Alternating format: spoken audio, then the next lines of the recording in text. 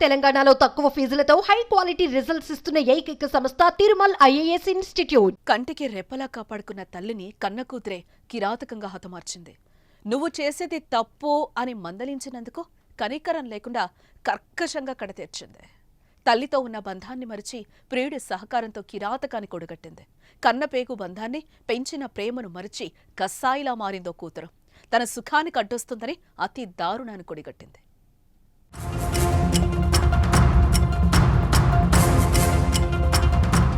ఎన్టీఆర్ జిల్లా మైలవరం మండలానికి చెందిన కొత్తగూడెంలో కుంచాల ఎస్తేరు అనే ఓ మహిళ తన కూతురు జీవమణితో నివాసం ఉంటుంది. ఈ నేపథ్యంలో 4 సంవత్సరాల క్రితం నాగూరువలి అనే యువకుడితో పరిచయం ఏర్పడింది. ఆ పరిచయం కాస్త ప్రేమగా మారింది. అయితే ఈ విషయం తెలిసిన జీవమణి తల్లి ఎస్తేర్ కూతుర్ని పలుమార్లు మందలించింది. అయితే కూతురు ప్రవర్తనలో మార్పు రాలేదు.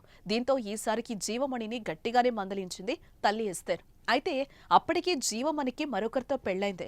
దీంతో ఆమె కూతురు చేసేది తప్పు అని తల్లి మందలిస్తూ రావడంతో ఇదే విషయంపై ఇద్దరి మధ్య చాలాసార్లు వాగ్వాదం కూడా చోటు చేసుకుంది. తల్లి ఇలా రోజు మందలించడంతో కూతురు జీవమణి విసిగిపోయింది. ఇదే విషయాన్ని ప్రియుడు నాగూరువలికి చెప్పింది. తల్లి బతుకుంటే తమ వివాహితర సంబంధానికి అడ్డొస్తుందని ఎలాగైనా అడ్డు తొలగించుకోవాలని ప్లాన్ వేసుకున్నారు. ఇక తల్లిని చంపేందుకు ముహూర్తం ఫిక్స్ చేసుకున్నారు.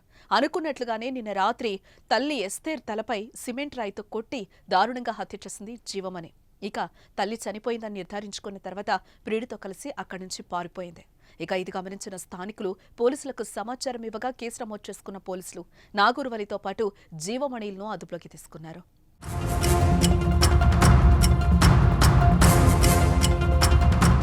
పిల్లలు తప్పు చేస్తే తల్లిదండ్రులు మందలించడం సహజమే. అలా మంచిని చెప్పడమే ఓ తల్లి ప్రాణం తీసింది.